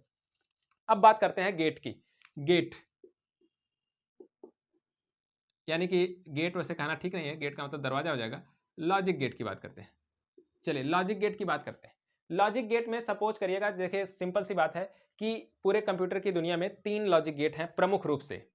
देखिए मूल जो है, मूल 3 गेट हैं, मूल रूप से 3 गेट हैं। कौन कौन से गेट हैं, एंड गेट है, और गेट है, और नॉट गेट है। एंड, आर और नॉट, यही 3 प्रमुख गेट हैं, बाकी सब इसी से मिला जुला करके बनते हैं। एंड का मतलब क्या होता है, एंड में याद रखिएगा हमेशा जब भी आप बात आए, चलिए एक एक करके बात करते हैं एंड गेट की। एंड गेट की बात करते हैं। एंड में याद रखिएगा कि जब भी, ठीक है, वो इसकी इस तरह से डी टाइप की संरचना बनाते हैं जब भी इसको डिनोट करना होता है। एक इनपुट होता है, 2 इनपुट होता है, ठीक है, इनपुट 1 और इनपुट 2, और यहाँ पर आउटपुट निकलता है। ये एंड गेट की संरचना है। इस तरह से इसमें परिपथ सेट किया जाएगा। अब इसमें क्या होता है एंड गेट में, याद रखिएगा कि एंड गेट तभी काम करेगा जब दोनों सिग्नल ऑन होंगे, दोनों सिग्नल पॉजिटिव होंगे, यस होंगे, दोनों यस होंगे तभी, या दोनों कह लीजिए ट्रू होंगे तभी, ऑन होंगे दोनों तभी, है ना। यहाँ पे 0 और 1 के फॉर्म में डेटा दिया जाएगा। तो 0 और 1 दो परिपथ है, 2 सिग्नल है 0 और 1, तो इसके कितने फॉर्म बन सकते हैं, 2 की पावर 2, कितने कॉम्बिनेशन बन सकते हैं, 4। कैसे, एक तो 0 और 1 हो सकता है, चलिए यहाँ से लिखते हैं, ऊपर से थोड़ा लिखते हैं। एक तो 0 और 1 हो सकता है आपका, एक तो 1 और 0 हो सकता है, और 0 और 0 हो सकता है, 1 और 0 हो सकता है, 0 और 1 हो सकता है, और 1 और 1 हो सकता है, ठीक है। चलिए तो ये इनपुट x है, ये इनपुट y है। अब यहाँ पे आउटपुट क्या आएगा इसका, ये देख लेते हैं। आउटपुट इसका क्या आता है, इसमें याद रखिएगा एंड गेट में, एंड गेट हमेशा कहता है कि तभी एंड गेट काम करेगा जब इसकी दोनों सर्किट ऑन होगी, है ना। देखिए एंड का मतलब क्या होता है, हिंदी मतलब इंग्लिश की भाषा में एंड का मतलब क्या होता है, और का मतलब होता है अगर ये x और y है तो x और y दोनों चाहिए, दोनों चाहिए। मतलब दोनों में से अगर कोई एक ऑफ है, अगर सपोज करिए x ऑन है और y ऑफ है, तब भी वो आउटपुट नहीं मिलेगा, कुछ ऑफ ही आएगा, ठीक है। तो 0 और 0 दोनों ऑफ है, 0 का मतलब ऑफ होता है, याद रखिएगा 0 ऑफ है, या फिर इसको फॉल्स भी कहते हैं, ठीक है। 1 क्या होगा, ये ऑन है, या फिर इसको आप ट्रू भी कहते हैं। तो देखिए 0 और 0 दोनों ऑफ है तो ऑफ ही होगा, 0 ही आएगा। 1 और 0, एक ऑफ है एक ऑन है तब भी ऑफ ही होगा, एक ऑफ है एक ऑन है तब भी 0, दोनों देखिए ऑन है। तो एक ही केवल ऐसी कंडीशन होती है जहां पे ये सर्किट वर्क करेगी, केवल कब, जब दोनों परिपथ ऑन होगा, 1 और 1 होगा, ठीक है। तो ये एंड गेट है, ठीक है, समझ में आ गया होगा। अगले पर बढ़ते हैं, और की बात करते हैं। और आर की देखिएगा तो कुछ इस तरह से बनती है गेट, ठीक है। ये x हो जाता है, ये y हो जाता है, और यहाँ पर ये आपका आउटपुट है। अब और में क्या होता है, और का मतलब क्या होता है इंग्लिश में, और का मतलब होता है या तो ये या तो वो, मतलब आइदर नहीं कर रहे हैं, लेकिन और का मतलब होता है या तो, मतलब और का मतलब होता है या तो x या तो y, दोनों में से कोई एक भी ऑन हो तो ये काम करेगा। तो जाहिर सी बात है इसमें भी अगर यहाँ पे 0 और 1 दो कॉम्बिनेशन अगर दिए जा रहे हैं x और y के रूप में, और यहाँ पे आउटपुट है, तो सपोज करिए अगर 0 और 1 के फॉर्म में, अगर यहाँ पे 0 0 हो सकता है, एक तो ये इनपुट है, ठीक है, ये दोनों इनपुट है, एक इनपुट का वैल्यू हो सकती है या तो ये दोनों जीरो हो, या तो 1 0 हो, या तो 0 1 हो, या तो 1 1 हो। अब कब क्या कह रहा है, दोनों में से अगर एक भी ऑन है तो क्या होगा, ये काम करेगा। तो इसका मतलब 0 0 दोनों जीरो है तो ये काम नहीं करेगा। इसका मतलब यहाँ पे क्या आएगा, यहाँ पे परिपथ अभी बंद रहेगा। बाकी इन तीनों कंडीशन में देखो, एक बार तो ऑन ही, यहाँ पे दोनों ऑन है तो यहाँ पे तीनों बार वैल्यू ऑन हो जाएगी, ये तीनों में काम करेगा। ठीक है, या तो ये या तो ये, दोनों हो तो और अच्छी बात है, दोनों ऑन है तो। लेकिन अगर एक भी ऑन है तो भी ये परिपथ काम करेगा, ये और गेट कहता है। ठीक है, चलिए नॉट की बात करते हैं। नॉट एकमात्र ऐसा गेट है, ठीक है, जिसमें केवल एक ही जो है सिग्नल दिया जाता है, जीरो होगा या तो 1। अब जो जैसे सपोज करिए, या तो जीरो दिया जाएगा या तो 1, या तो आप ऑन करेंगे या तो आप ऑफ करेंगे। ठीक है, या तो ऑन करेंगे, एक बार में एक ही काम। अगर आप ऑन कर रहे हैं, सपोज करिए यहां से आपने जीरो दिया, अगर आपने यहां जीरो दिया तो यहां पर इसका उल्टा हो जाएगा, नॉट का मतलब इसका उल्टा कर देगा, वो यहां पर ऑन हो जाएगी परिपथ, यानी कि यहां पे 1 मिलेगा। अगर आप यहां पर 1 देंगे, ऊपर लिखता हूं, जीरो वाला ऑन हो जाएगा, अगर 1 देंगे तो जीरो आ जाएगा। ठीक है, याद रखिएगा कि जो भी आप परिपथ में सिग्नल दिया जाएगा उसका उल्टा हो जाएगा। इसका चार्ट अगर बनाइएगा तो इस तरह से बनेगा, एक्स वाई और आउटपुट यहाँ पे आएगा, और देखिएगा कि जीरो है, अच्छा इसमें एक्स और वाई नहीं, एक ही है, इसमें एक ही होगा, एक ही इनपुट है। अगर जीरो है तो 1 आ जाएगा, 1 है तो जीरो आ जाएगा, इसके अलावा इसमें कोई इनपुट नहीं आएगा। ठीक है, चलिए आगे बढ़ते हैं। अब देखिएगा कि क्या होता है, तीन तो ये हमारे प्रमुख रूप से मूल गेट हैं, लेकिन इनके जरिए कई सारे अन्य गेट भी फॉर्म कर दिए जाते हैं। ठीक है, कौन कौन से वो गेट हैं, जैसे आप देखिएगा एंड और नॉट के बाद आप देखिएगा तो एक आता है एक्सॉर गेट। एक्सॉर का नाम से क्या मतलब पढ़ रहा है, पता चल रहा है कि एंड और गेट। एक्सॉर का मतलब है एंड गेट प्लस और गेट, इन दोनों का जो कॉम्बिनेशन है वो बनता है एक्सॉर गेट। अब एंड गेट आपको पता है वो क्या था, एंड गेट आपको पता है वो क्या था, एंड गेट आपको पता था कि ऐसे करके होता था, लेकिन जब एक्सॉर बनाएंगे तो कैसे हो जाता है, वो आपका एक ऐसे एंड लगा देगा,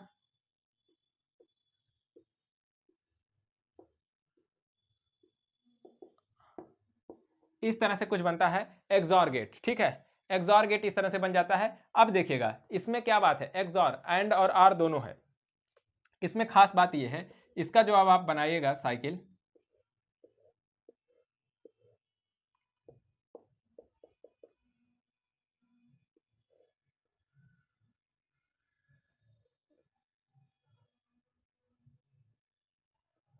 चलिए इसका जब बनाइएगा तो कौन कौन से फॉर्मेशन वही है, 0 0 हो सकते हैं, 0 1 हो सकते हैं, 1 0 1 1 हो सकते हैं, ये चारों हो सकते हैं। ठीक है, अब इसमें क्या होता है, एक तो एंड लगा है, एंड का मतलब पहले क्या होता था, एंड और आर दोनों इसमें है, तो इसमें देखेगा कि काम क्या होगा कि पहले तो ये होता था कि अगर दोनों ऑन होंगे, ठीक है, तो ये काम करता था एंड, और आर कहता है कि दोनों में से कोई एक ऑन होगा तो काम करेगा।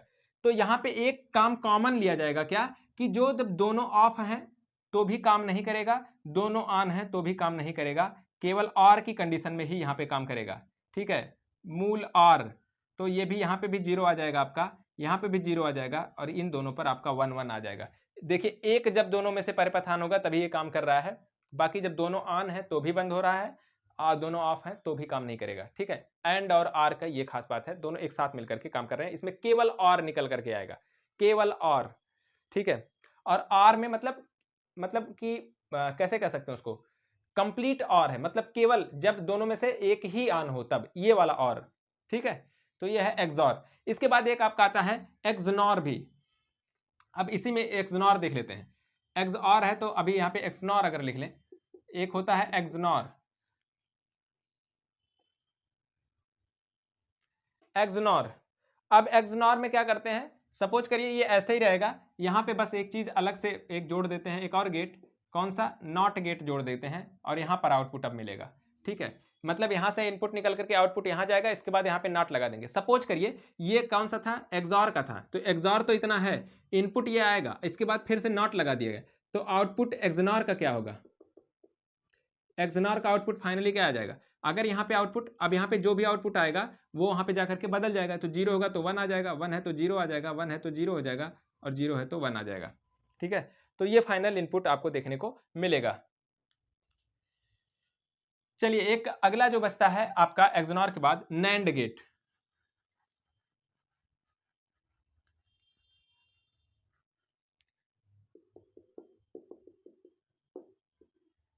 नॉट और एंड दो हैं इसमें, कौन कौन से हैं?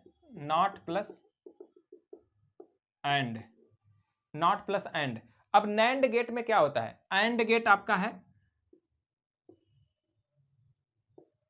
उसी में नॉट लगा दीजिए, ठीक है। ये इस तरह का फॉर्मेशन बनेगा एंड नैंड गेट का, ठीक है। अब देखिएगा कि एंड गेट का जो आउटपुट आता था, अभी आपने पढ़ चुके हैं, जैसे एक्स और वाई दो आउटपुट इसमें टेबल लेंगे तो 0 0 है, 0 1 है, 1 0 है, 1 1 है।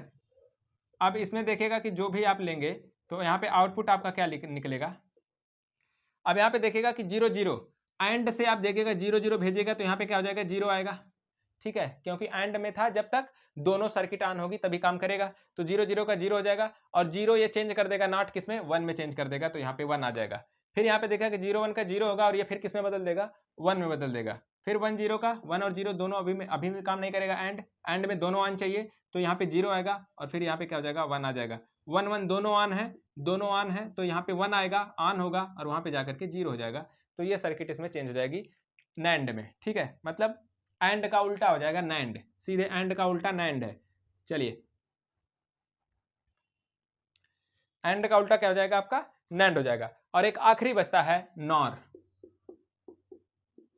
मतलब और प्लस नॉट को मिला करके बना है नॉर, नॉट प्लस आर मिला करके बना है नॉर।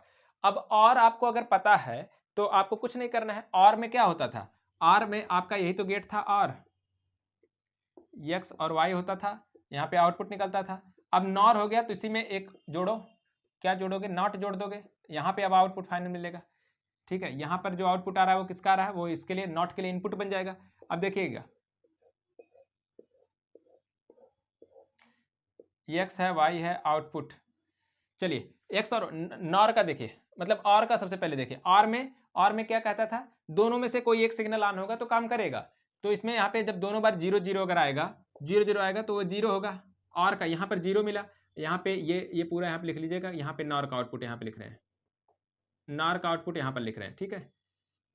चलिए अब देखिएगा, जब x और y ये दोनों 0 हैं तो यहाँ पे 0 मिलेगा, 0 0 का 0, और 0 वो कैसे में बदल जाएगा? 1 में बदल जाएगा। तो फाइनल आउटपुट क्या आएगा? नॉर का 1 आ जाएगा। इसी तरह से यहाँ पे देखेगा 0 और 1, अगर एक 0 एक और 1 है तो 0 और 1 का यहाँ पे क्या हो जाएगा? कोई भी एक ऑन होगा तो ऑन हो जाएगा, काम करेगा, तो 1 आ जाएगा, और वो 1 किस में चेंज कर देगा? 0 में, ठीक है। यहाँ पर तो 1 आएगा, लेकिन अगले में फाइनल आउटपुट क्या आएगा? 0 आ जाएगा। फिर 1 और 0, 1 और 0 का भी 1 आएगा और फाइनल आउटपुट क्या आ जाएगा? 0 आ जाएगा। 1 और 1, 1 और 1 दोनों ऑन है तो भी ऑन ही होगा, दोनों ऑन है तो भी ऑन होगा, ऑन होगा, क्योंकि उसमें और में था ना कि दोनों ऑन होंगे तो भी ऑन होगा, लेकिन कम से कम एक तो ऑन होना ही चाहिए। तो अब 1 आएगा तो इसका फिर से पलट देगा, वो किस में आ जाएगा? 0 में आ जाएगा, ठीक है। तो ये तो बात थी नॉर गेट की। तो ये सारे गेट सिस्टम हो गए। हाँ, तो मुझे उम्मीद है कि मैंने कई सारे टॉपिकों को हम लोगों ने कोशिश किया कि समेट लें, और उम्मीद करता हूँ कि बहुत फास्ट तो हुआ है और काम आएगा आप लोगों के, क्योंकि 15 को एग्ज़ाम है तो इससे स्लो तो हो नहीं सकता था। और अगर कुछ खास चीज़ों पर और चाहिए होगा तो आप लोग कमेंट करके बता दीजिएगा। फिलहाल अब टाइम तो नहीं है, लेकिन हाँ कल का भी समय है तो आपको मिल सकता है वो वीडियो, उसके लिए हम कुछ करेंगे, ठीक है। फिर मिलते हैं आपसे अगले, और कल से क्लासेस डाउन टू जैसे चलती थी वैसे चलेंगे। शुभ रात्रि।